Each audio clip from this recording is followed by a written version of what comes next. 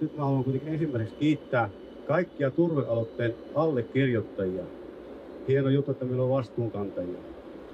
Ja aikanaan nyt on semmoinen järjestely, että mikä on aiheuttanut tämän kriisin, on tämä arvalla heitetty turpeen päätös, mikä osoittaa erittäin huonoa toimintatapaa.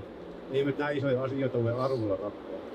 Toinen on myös sitten tämä hiilidioksidin ajojahti, mikä saadaan Yhdysvalloista aikansa Al Goren toimesta tämmöisellä kovin alkeellisella lätkämailan mallilla. Ja nyt keskityn tässä puheessa 3 aiheeseen. Ensin otetaan hiilidioksidin valheen kautta huijauksen. Sen jälkeen otan talouden ja sen jälkeen otan sitten tämän vallankäytön välineelle tämä ilmastonmuutos ja hiilidioksidi.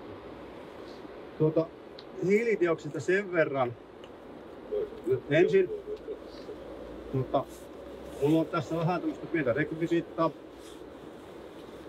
Meillä on semmoinen tilanne, käytän 100 metrin mittakaavaa. Eli tämä on tämmöinen kuin juoksukilpailussa käytetään 100 metriä. Kaikkihan tunnette. Tämä sisältää meidän kaikki ilmastokaaret. Typen, hapeet ynnä muun ja hiilidioksidi. Typen osuus on tällä 100 metrin matkalla 78 metriä. Hapeen 21 metriä. Tämän hetken tilanne on se, että hiilidioksidin on 40 milliä siltä matkaa. Mutta puhutaanpa vähän hiilidioksidin historiasta. Mulla on tässä mittanaula.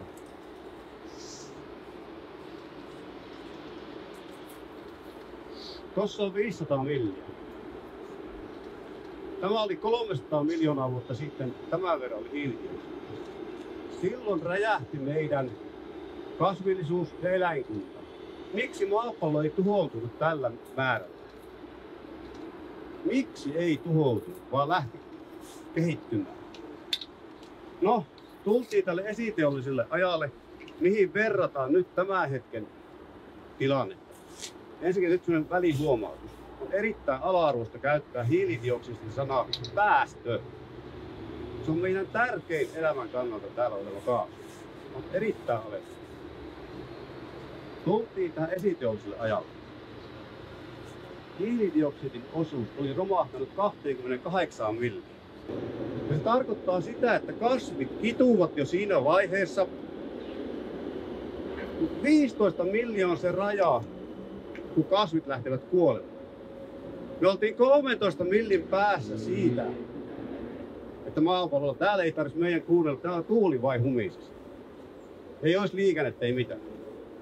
Nyt kun tapahtui se, että hiilidioksidin määrä lähti nousemaan 12 milliä onneksi, mikä se on tällä hetkellä, se on tämä 100 metrin mittakaava. Miltä kuulostaa? No, jos olisi menty siitä 28 millistä 13 milliä toiseen suuntaan, niin meillä ei olisi elämää. On todella törkeätä käyttää tämmöistä sanaa kuin päästö hiilidioksidista. Se on meidän elämän ehto. No, mikä on esitteille ihmiset osuudet?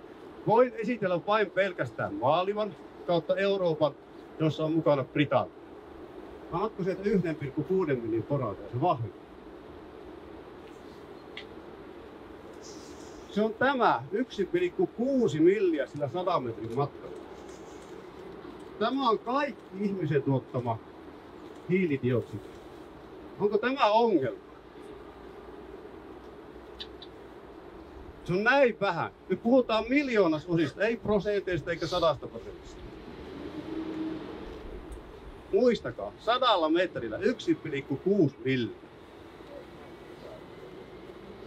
Annatko sieltä sen pienimmän poran? Tää on vähän haastavaa. Tää on niin pieni.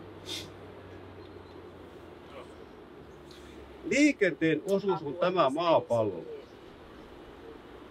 On erilaisia prosenttilukuja 14–19%.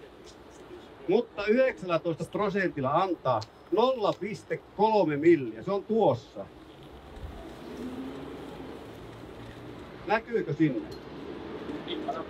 Tää on koko liikenteen osuus.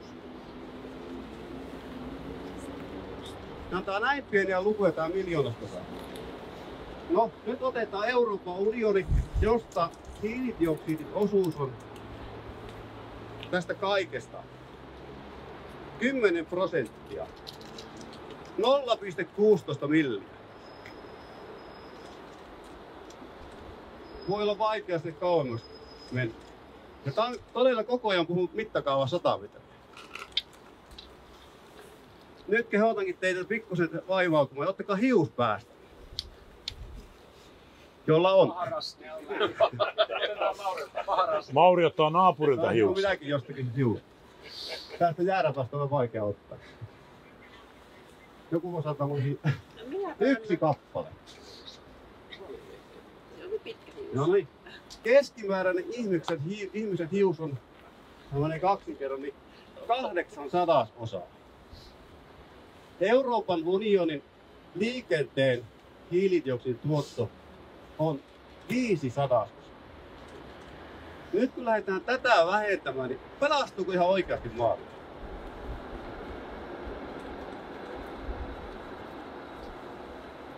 Miltä kuulostaa? Tää on 100 metrin matkalla vähenee. Bruttona. Mutta mikä on netto? Kiitoksia. No mennäänpä talouspuoleen sitten. Tämä on aivan järkyttävä tilanne. Meille luvattiin 72 miljoonaa turvetuotteille tämmönen ruhtilaallinen korvaus. 72 miljoonaa. Meillä on viimeisen 10 vuoden aikana keskimäärin ostettu 10 miljardilla energiaa. Mitä se tarkoittaa tunnissa? 1 141 511 euroa. Elikkä 63 tunnissa me ostetaan ulkomailta enemmän energiaa, mitä meille luvataan 72 miljoonaa. 63 tunnissa. 2,6 vuorokaudessa. No, meillä on 12% käyttökelpoista turvetuotantoa sopiva Suomi. 88% jää vielä muuhun. Tämän 12% määrä sisältää energiaa 13 miljardia megawattia. Se on hirvittävä määrä. Mitä meille maksetaan turvetuotteille tästä turpeesta? 14 euroa megawatti. Sen arvo on 182 miljardia. 182 miljardia. Mutta tämän päivän keskimääräisellä kaukolämmön hinnalla, joka on 70 euroa megawatti, sen arvo nousee 910 miljardia. Ja kaupungit on ne suurimmat ja asukkaat se hyötyy. 910 miljardia. Tämä EUn tukipaketti on 810 miljardia. Ja meillä ollaan tämmöinen 72 miljoonan euron tuella myymässä tämmöinen hirvittävä omaisuus.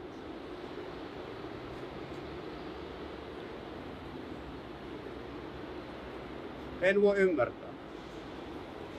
Ja kuka on suurin kärsijä? Me turvetuottajat kärsitään paljon, mutta kyllä ne on kaupunkien asukkaat. Tällä viikolla on noussut jo sähköhinta 280 euroa megawatti. Ja nyt on näin lämmin.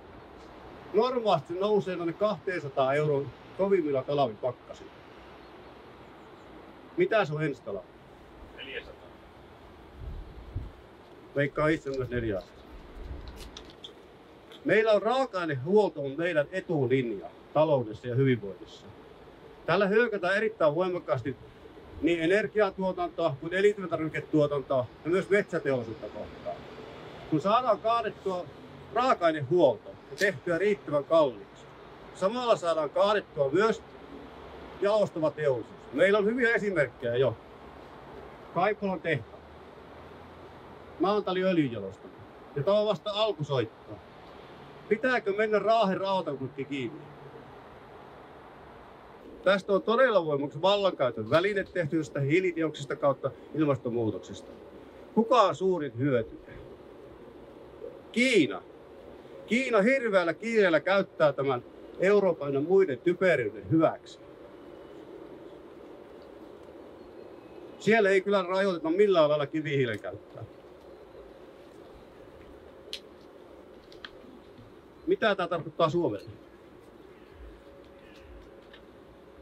Voitte vain kuvitella.